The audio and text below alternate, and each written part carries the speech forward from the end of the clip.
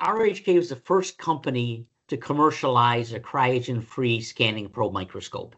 Everybody knew it was a cool idea because liquid helium is expensive, it's difficult to work with, but the common knowledge was it can't work just because the vibration level was so daunting. Well, we didn't know common knowledge, so we charged ahead and worked on it. We worked on it, several years before we really got it to the level where we could release it as a product. And there were several things that allowed it to work. One is our microscope, the PanScan head, that was developed, inspired by Dr. Shu-Hung Pan, was just a remarkable design. It's extremely compact, extremely rigid, that naturally helps it reject some significant amount of outside vibration. And then the type of cryocooler that we used that had a very, very good heat exchanger to use helium gas as a heat exchange mechanism between the UHV cold finger and the high vibration of the cryocooler. So they made a cryocooler that was relatively low noise, not anywhere near the level of what SPM by itself required. But by putting it together with the heat exchanger, the isolation system, with a very efficient internal spring suspension system, allowed the microscope for the first time really to get good atomic resolution without any liquid helium. In the very early days, our base temperature was at 18 Kelvin, which people thought was a miracle at that time. They just were shocked that it could work.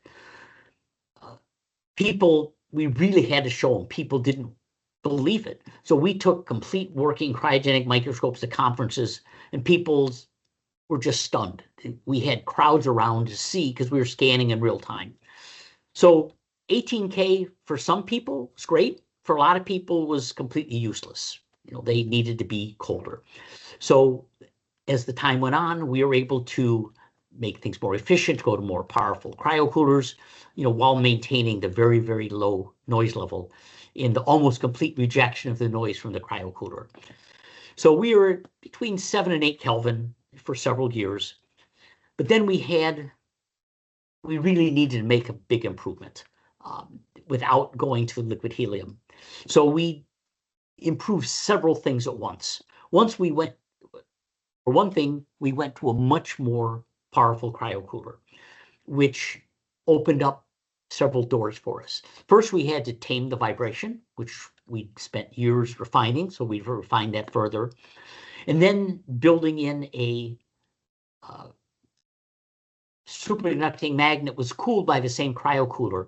So we really needed to get that down to basically 4 Kelvin, so that would work without a separate cryocooler, without liquid helium, while being able to bring the microscope even colder. So with the latest design, we were able to lower the temperature really to 5 Kelvin and have a superconducting magnet up to 7 Tesla.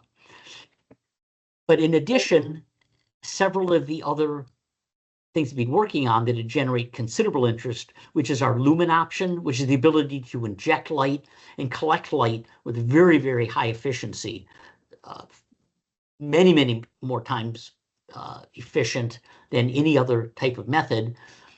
We were able to do that still with the same cryocooler.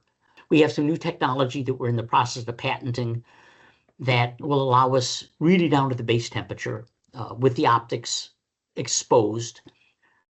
So we have light collection efficiency at over 70%, a high magnetic field, temperatures below 5 Kelvin, all with a single cryocooler.